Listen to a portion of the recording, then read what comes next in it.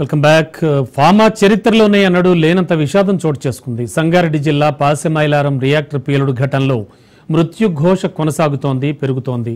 ఈ ప్రమాదంలో మృతుల సంఖ్య ఇప్పటికే 45కు చేరుకుంది. ఆసుపత్రుల్లో మరో 37 మంది కార్మికులు చికిత్స పొందుతున్నారు. ఈ చికిత్స పొందుతున్న వాళ్లలో 12 మంది పరిస్థితి విషమంగా ఉన్నట్లు తెలుస్తోంది. ఇక మృతుల్లో ఎక్కువగా ఒడిశా, యూపీ, బీహార్ కార్మికులున్నట్లు సమాచారం.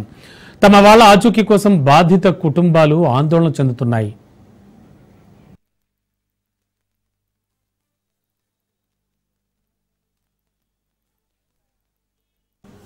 ఎస్, రైట్ నౌ ఘటనా స్థలి నుంచి మా కరెస్పాండెంట్ రాజు లైవ్ ఇవ్వడానికి సిద్ధంగా ఉన్నారు. అక్కడ సిచ్యువేషన్ అంతా వివరించడానికి. రాజు, ప్రస్తుతం అక్కడ పరిస్థితి ఏమిటి? చాలా హృదయ విదారకమైనటువంటి ఘటన. ఇక్కడి నుంచి చూస్తూ, మీరు పంపిన విజువల్స్ చూస్తూ చెప్తున్న మాకే హృదయం కలిచివేస్తోంది.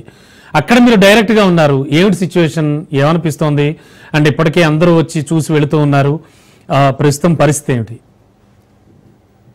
నిజంగా ముఖ్యమంత్రి ప్రకటించిన విధంగా ఇది తెలుగు రాష్ట్రాల్లోనే అతిపెద్ద హృదయ విదారక ఘటన. చాలా ఘోరం జరిగిపోయింది.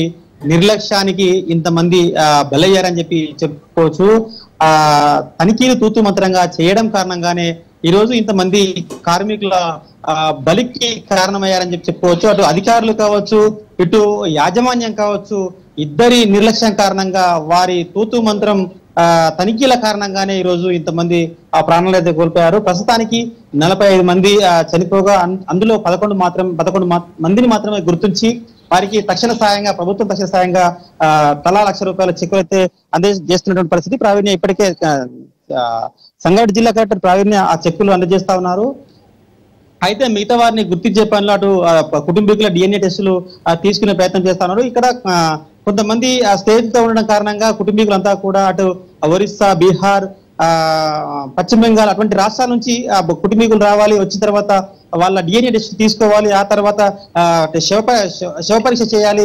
తద్వారా వారికి అదంతా శవాలను అప్పగించాలి. ఇదంతా తంతు జరుగుతుంది. దానికి సంబంధించినటువంటి హెల్ప్ డెస్క్ ఇప్పటికే పెట్టారు. అయితే 45 మృతదేహాలు ఇప్పటికే లభ్యమయ్యాయి. మిగతా 15 మృతదేహాలు అందులో ఉన్నట్టుగా అధికారులు అయితే చెప్తున్నప్పటికీ అందులో ఏ ఒక్క మృతదేహం కూడా కనీసం మాంసం ముద్ద కూడా దొరికే పరిస్థితి లేదని చెప్పి తెలుస్తోంది. ఎందుకంటే అక్కడ ఉన్నటువంటి 700 డిగ్రీల ఉష్ణోగ్రత దగ్గర వాళ్ళు పనిచేస్తా ఉన్నారు కాబట్టి ఆ పనిచేస్తున్న క్రమంలో అది పెరగడం కారణంగా ఆ వేడికి వాళ్ళంతా కూడా మాడి మసై బూడిదైనట్టుగా తెలుస్తుంది. మిగతా 15 మంది ఆచూకైతే రావాల్సి ఉంది. వారంతా కూడా ఓన్లీ బొక్కలు మాత్రమే దొరుకుతాయా, మరి వాళ్ళను కూడా శవపంచనం ఏ విధంగా చేస్తారనే ప్రశ్న కూడా తలెత్తుతుంది.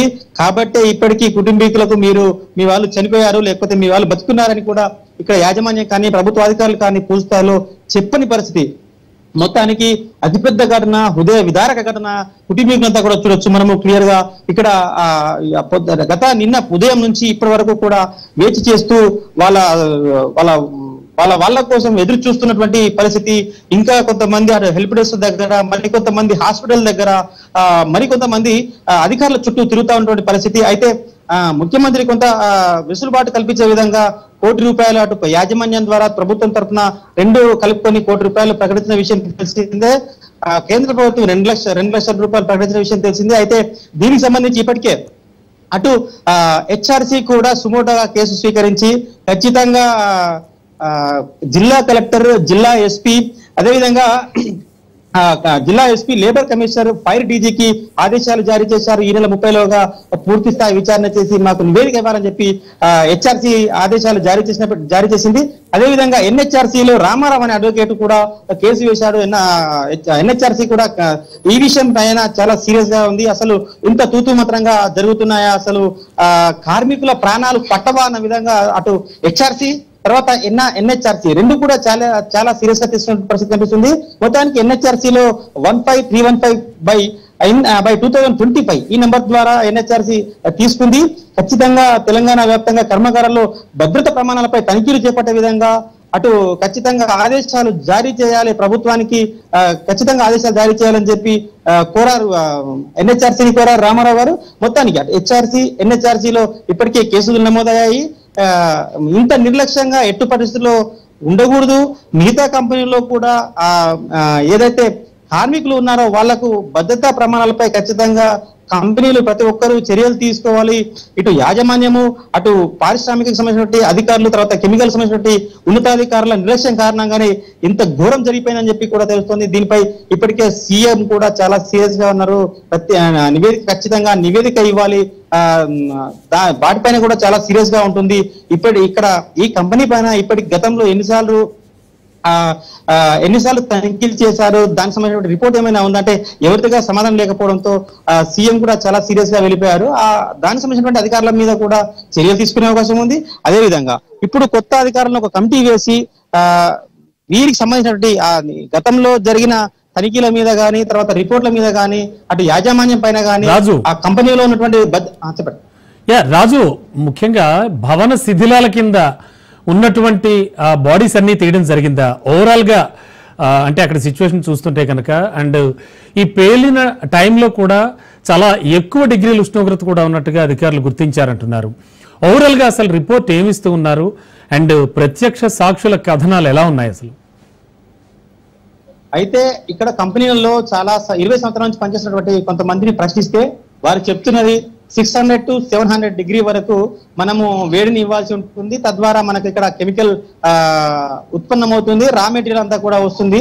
కాబట్టి 700 డిగ్రీల వరకు అయితే కంపల్సరీ ఉంటుంది. అయితే మిగతా ఎక్కువైన ఏదైతే ఉష్ణోగ్రత ఉందో అది పైపుల ద్వారా బయటికి పంపించాల్సి ఉంటుంది. అయితే ఆ పైపులలో జామ్ అయి వివిధ రకాలటువంటి చెత్త జామ్ అయిన కారణంగా ఆ వేడి సమయానికి బయటికి పోకపోగా సుమారు 800 డిగ్రీల సెల్సియస్ వద్ద అది పేలిపోవడం, ఆ రియాక్టర్ పేలిపోవడం, తద్వారా ఇదంతా ఇంత ఘోరం జరిగిపోవడం, ఇదంతా జరిగిందని చెప్పి అయితే ఇక స్థానిక ఇంతకుముందు గతంలో పనిచేసినటువంటి కొంతమంది స్థానికులు అయితే చెప్తా ఉన్నారు.